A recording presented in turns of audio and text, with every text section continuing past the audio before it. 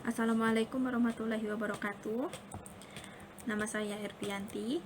Jadi di sini saya akan mempresentasikan laporan akhir dari studi kelayakan bisnis saya terhadap rumah makan Bumbu Tiga.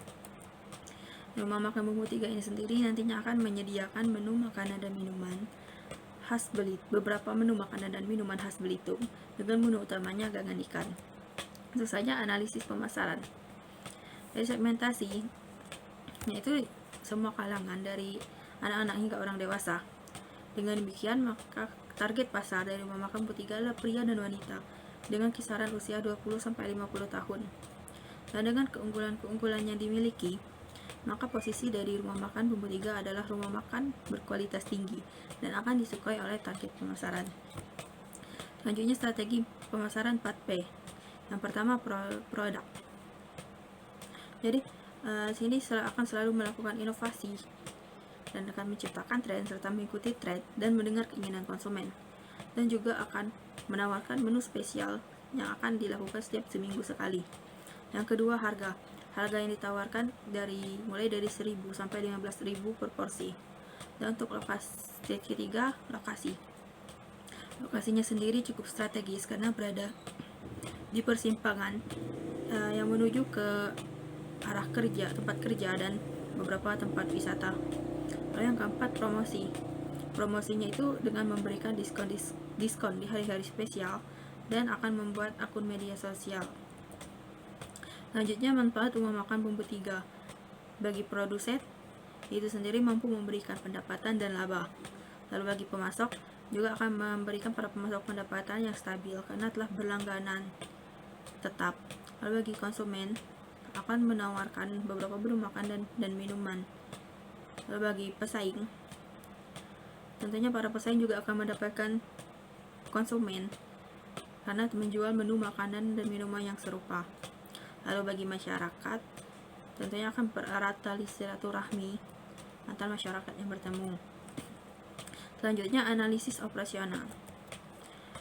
Lokasi bisnisnya sendiri berlokasi di Dusun Batu Lobang, RT 8 RW 5, Kecamatan Membalong, Kabupaten Belitung, yang cukup jauh dari perkotaan. Namun areanya sendiri dekat dengan area pertambangan dan tempat wisata.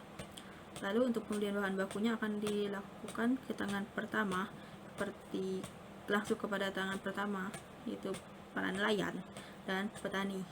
Dan untuk beberapa juga akan dilakukan di pasar.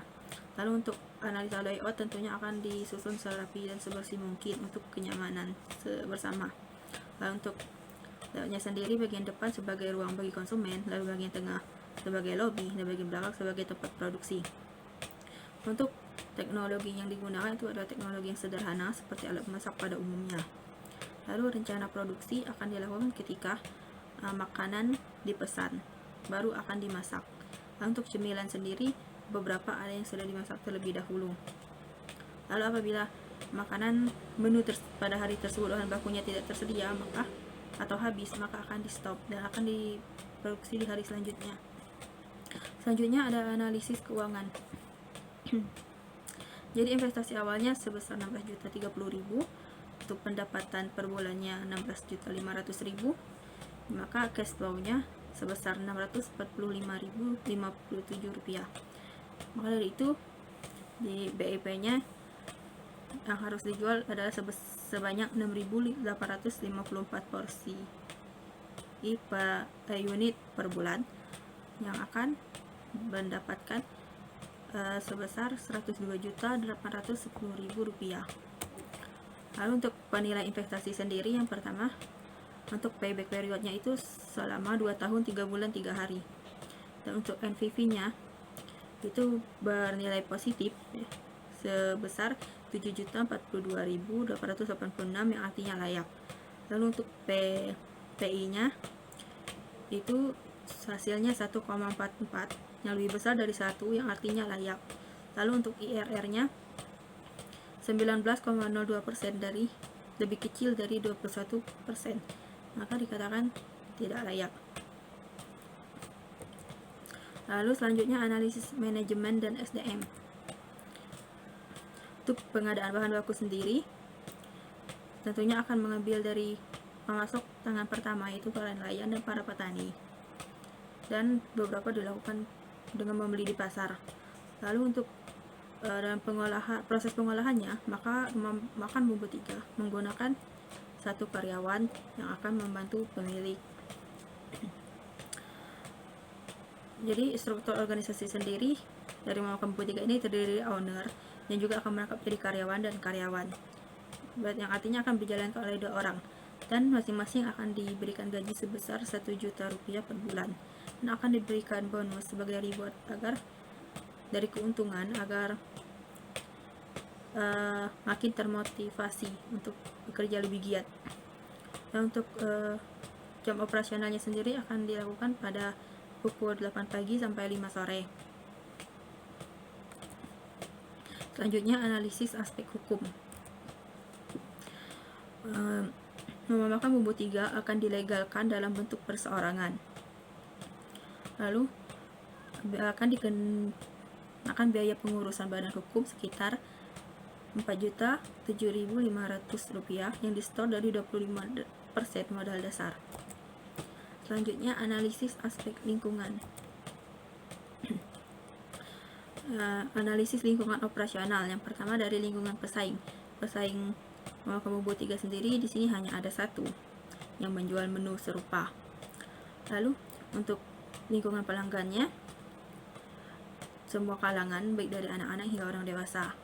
Untuk lingkungan pemasok, tentunya yang menjual siput mentah dan sayuran di daerah Membalong, yang mana dengan kata lain nelayan dan petani terdekat.